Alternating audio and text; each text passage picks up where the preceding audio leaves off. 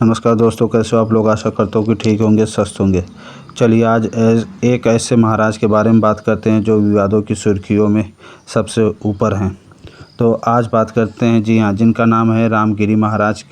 रामगिरी महाराज के विवादित बयान से भड़का मुस्लिम समुदाय। कुछ दिन पहले रामगिरी महाराज को नासिक ज़िले के सिन्नर तहसील में पंचाले गाँव में प्रवचन के लिए बुलाया गया था। उस वक्त उन्होंने जो विवादास्पद बयान दिया था उसका वीडियो अब सोशल मीडिया पर कई दिनों से वायरल हो गया था। इस प्रकरण में पुलिस ने रामगिरी महाराज के खिलाफ छत्रपति संभाजी नगर के वैजापुर और नासिक के येवला में मामला दर्ज कर लिया है। छत्रपति संभाजी में शुक्रवार को जुम्मे की नमाज के बाद हजारों की संख्या में मुस्लिम समुदाय के लोग सड़कों पर उतरे। श्री रामपुर के सरला बेट के मठाधिपति रामगिरी महाराज ने मुस्लिम समुदाय के धर्मगुरु को लेकर एक विवादास्पद बयान दिया था। उससे आहत मुस्लिम समुदाय रामगिरी महाराज को गिरफ्तार करने की मांग करते हुए सड़कों पर उतर आए थे और स्थिति को संवेदनशील देखते हुए पुलिस ने भी भारी बंदोबस्त लगा दिया था। लोगों को शांत करने के लिए आला अधिकारी भी मौजूद थे। आगे बात करते हैं कि रामगिरी महाराज कौन हैं। रामगिरी महाराज की पहचान पूरे महाराष्ट्र में सरला द्वीप के वर्तमान मठाधीश के तौर पर होती है। कहा जाता है कि सरला द्वीप गोदावरी नदी के बंटवारे से बना है। रामगिरी महाराज के भक्तों की संख्या लाखों में बताई जाती है। खासकर छत्रपति संभाजी नगर, नासिक, जालना, जलगांव क्षेत्र में उनका बहुत बड़ा प्रभाव माना जाता है। आगे बात करते हैं, रामगिरी महाराज ने बांग्लादेश में हिंदुओं पर हो रहे हमलों को लेकर नासिक में एक शुक्रवार को हिंदी संगठनों की तरफ से बंद बुलाया गया था।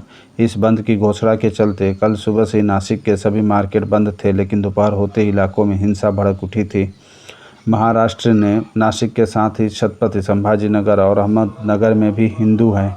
अब मुस्लिम समुदाय के बीच तनाव की स्थिति बन गई थी। दरअसल नासिक से पहले छत्रपति संभाजी नगर और अहमदनगर में मुस्लिम संगठन की तरफ से बड़ा प्रोटेस्ट किया गया था। ये प्रोटेस्ट नासिक में मौजूद सिन्नर इलाके के गांव पंचाले में महंत रामगिरी महाराज के प्रवचन के दौरान दिए गए विवादित बयान को लेकर हुआ था। उन पर आरोप है कि उन्होंने पैगंबर साहब को लेकर विवादित बयान दिया था। उनके इस बयान की वजह से मुस्लिम तबके की धार्मिक भावनाएं आहत हुई। वहीं रामगिरी महाराज के मुताबिक उन्होंने बांग्लादेशी हिंदुओं के संदर्भ में वो बयान दिया था। दोस्तों, जिन्होंने चैनल को सब्सक्राइब नहीं किया कृपया वह सब्सक्राइब कर दे।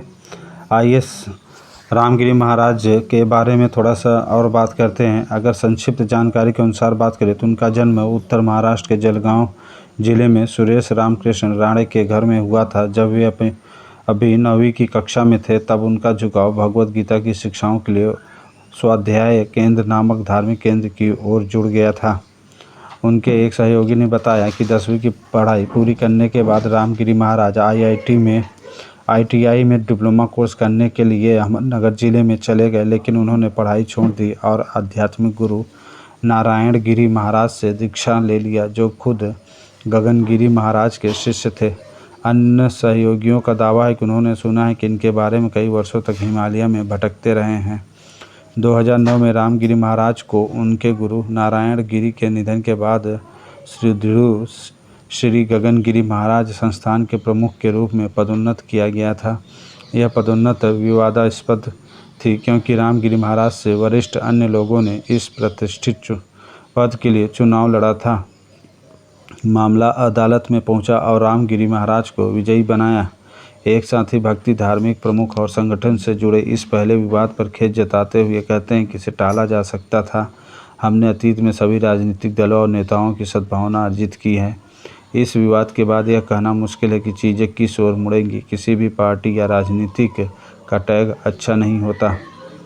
आगे बात करते हैं, CM शिंदे द्वारा संत को खुलेआम समर्थन दिए जाने को इस बात का संकेत भी माना जा रहा है कि सरकार उनके खिलाफ कार्रवाई करने के लिए इच्छुक नहीं है। शिंदे ने नासिक में हरिनाम सप्ताह में भाग लेने के दौरान रामगिरी महाराज का समर्थन किया था। ये सब आरोप लगाए जा रहे हैं। इस वर्ष जून में रामगिरी महाराज ने नागपुर में RSS के प्रशिक्षण शिविर में भाग लिया था और संघ प्रमुख मोहन भागवत के साथ मंच पर उनकी तस्वीरें भी खींची गई थी। ऐसा कहा जाता है कि अपमानजनक टिप्पणी करने के लिए राज्य भर में 51 FIR दर्ज किए गए हैं और उन्होंने इस पर रोक लगाने से इनकार कर दिया है कि इसका संकेत देते हुए कि मुख्यमंत्री एकनाथ शिंदे ने वादा किया कि उनकी सरकार के तहत रामगिरी महाराज को कोई नुकसान नहीं पहुंचाया जा सकता। इन्हीं को बचाने के लिए नितेश राणे ने बोला था उनके ऊपर भी 2 FIR दर्ज की गई है। अब मुख्यमंत्री खुले तौर पर उनके पक्ष में रहते हैं।